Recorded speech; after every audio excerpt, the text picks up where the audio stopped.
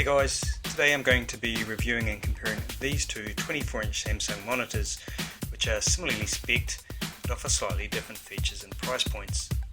First we have the S24D390HL, and secondly we have the S24D590. Now these names are a bit long to pronounce over and over, so I'm going to refer to the S24D390HL as the D390 and the S24D590PL as the D590.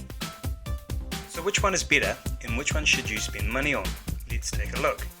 Now straight off the bat I want to say the image quality on both screens is excellent, and personally I can't separate the two, they're pretty much identical.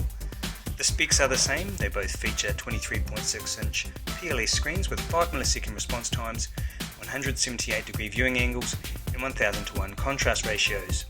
So I'd hazard a guess that Samsung are using the exact same panels on both screens. Leave some links to review sites for both monitors in the description below, where things like colour gamut and input lag and pixel response times are discussed in detail for those who are interested.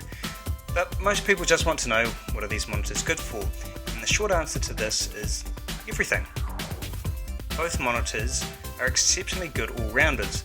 They perform equally good for either work or leisure. They perform well at all tasks, from content creation to image editing to watching movies and playing games. If you are a gamer, both the D390 and the D590 offer extremely low input lag and almost TN panel-like pixel response times, along with minimal ghosting, so they can make great gaming monitors. Now, you can get cheaper TN panels with equally good gaming credentials, but with these two monitors you get other benefits like increased colour vibrancy, increased colour accuracy and better viewing angles.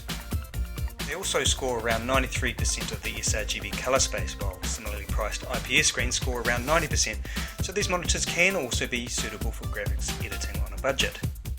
Both screens feature a light matte coating to reduce glare, and it works very well, adding less graininess than matte coatings found on similarly priced IPS screens.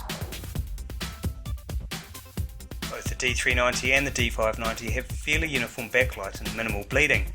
Both monitors do not feature pulse width modulation or PWM, so in other words these monitors are flicker free, so if you have sensitive eyes you need not worry about eye strain.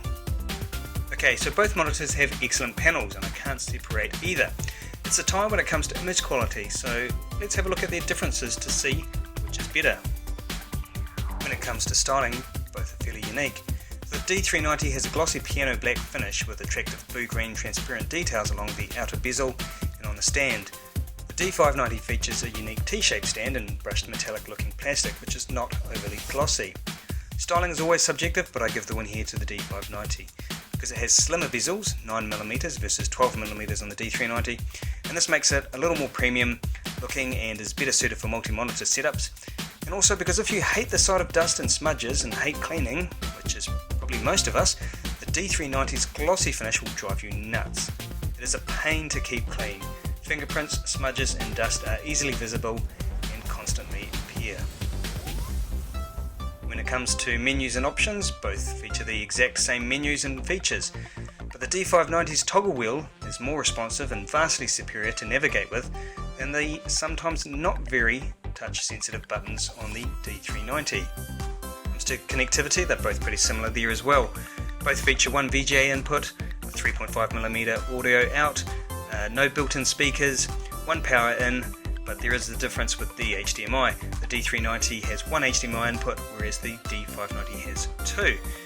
When it comes to the stand, unfortunately neither monitors feature VESA mounting holes, so you can't mount them to other stands, you're basically stuck with what comes in the box. It's not such a big issue as both monitors have exceptionally good viewing angles. And with the D390 however, you can tilt it backwards about 5% further than the D590. The mechanism is also easier to move, and you can tell when you've reached the limits of its range of motion. With the D590, the tilt is so stiff that I didn't actually realise it could tilt until someone pointed it out to me. I've had to use a lot of force that on a couple of occasions it's actually resulted in me accidentally attempting to push it past its limits. The D590 stand is more rigid though and features metal in the base, making for a slightly more stable experience.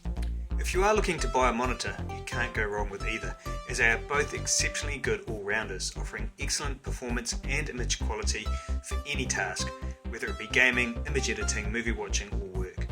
I would give a slight lead to the D590 though, because of its slimmer bezels, easier menu navigation, extra connectivity, and because it's easier to keep clean.